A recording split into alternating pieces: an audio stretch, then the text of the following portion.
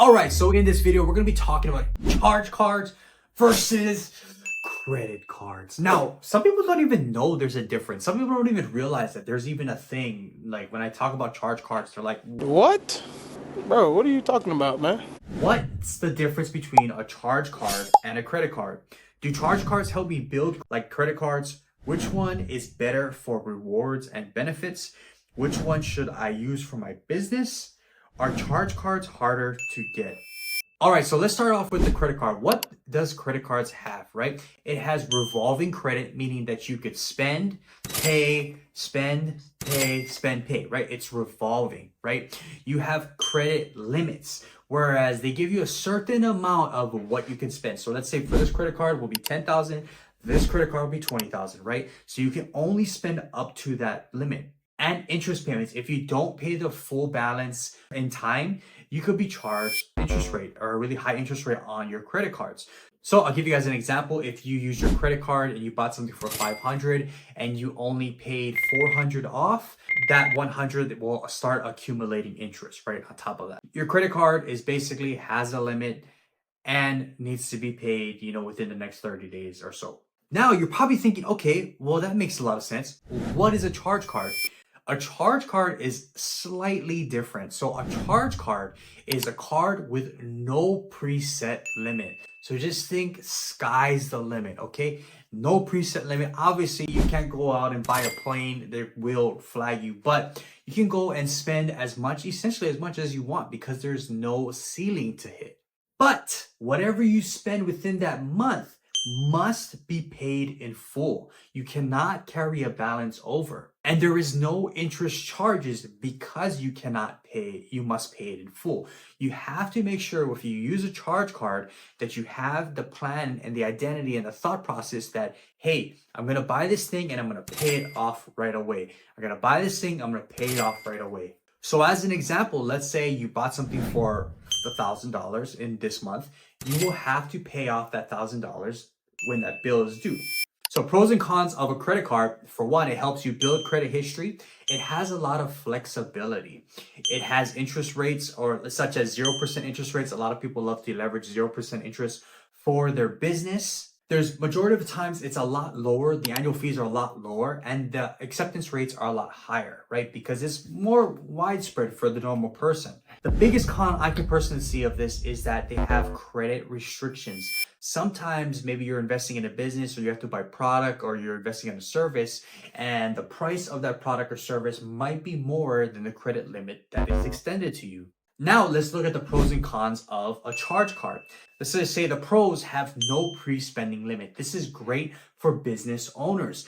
Business owners that have to purchase supplies, purchase service, subcontractors, have to buy material, whatever the case may be, it allows you more freedom to operate your business. But here's the thing, there's no interest because it must be paid in full the next day. So it forces you to be a little bit more financially savvy. It's like, hey, if I'm gonna spend 50 grand on materials or products or supplies, I already know that I can move this product and get my money back within the next 30 days to pay this bill.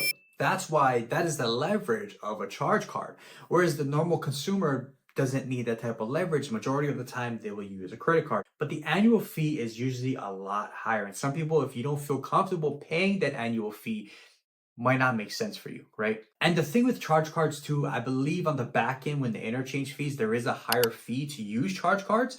That's why sometimes some places don't accept charge cards because as a merchant, they're getting charged a higher rate just to process your payment. So a lot of times people would rather you say, oh, do you have a Visa or MasterCard, right? Or do you have a credit card that you could use because they're not going to accept a charge card. And the reason being is because the fees on their end is pretty high. All right, so you're probably thinking, okay, well, when do I use a credit card versus a charge card? If you're just a normal person, everyday person that wants to leverage a credit card just for everyday spend, I would go with the credit card. See, the credit card will give you more flexibility, easier to get approved for. And if you're going to use it for business, you could use 0% interest business. Or if you're just going to finance something for, let's say, for instance, you need a washer and dryer for your house, right? You can finance that on a 0% interest credit card and spread out your payments. That way you can maybe eventually invest in assets that could cash flow obviously different from what we're talking about, but have other smaller monthly payments, right? So you can leverage credit cards a little bit more freely. There's a limit so you don't overextend yourself. The key to credit is never to over leverage what you have. Whereas if you're a business owner, you're trying to get some supplies, you're trying to get products, you're trying to pay subcontractors, whatever the case may be, a charge card might be a better option for you. And when approaching and leveraging a charge card, you want to make sure you have a plan for the future, that you have income coming in so that you can pay off what it is that you're leveraging. So let's say, for instance, you're buying a bunch of product, you already have maybe a buyer or a seller. And this is what a lot of people in, the drop shipping Shopify space do, right? They leverage charge cards in terms of like ads, products, and they leverage their ads because whatever they sell, they'll get more, 2, 3, 4, 5, 10x of what it is that they spend, and then they pay off what they borrowed in terms of their charge cards. They have a flow or have a funnel exactly of how they plan on paying off their charge cards. If you don't have that, I would suggest just sticking on the credit card side. On top of that, if you don't want to pay the high annual fee, then make sure you kind of stay more close to the credit cards. Maybe it might be a good idea to add a charge card into your arsenal in the future, but for the most part right now, it would just make sense if you're just a normal consumer that having a credit card is probably in your best interest. So to kind of wrap this up, having both in your arsenal can be very beneficial to you depending on what your goals are. If you are, let's say, a business owner, I know I hit on the business part a lot, but that's what you'll leverage to generate more of your cash flow if you're purchasing more products, services, and so on and so forth. But if you're just a normal person that just wants, maybe perks, maybe a little bit of leverage, you want to just use your credit card for an everyday spend, then I would lean towards a credit card. Now, here's my quick tip of the day. Whenever I use, let's say, for instance, a charge card, right? Because charge cards usually have a higher annual fee. They also have a lot of perks and benefits to it. I look at the perks, the benefits, the credits, the airline credits, whatever credit that they're allowing you to have, will that offset the annual fee?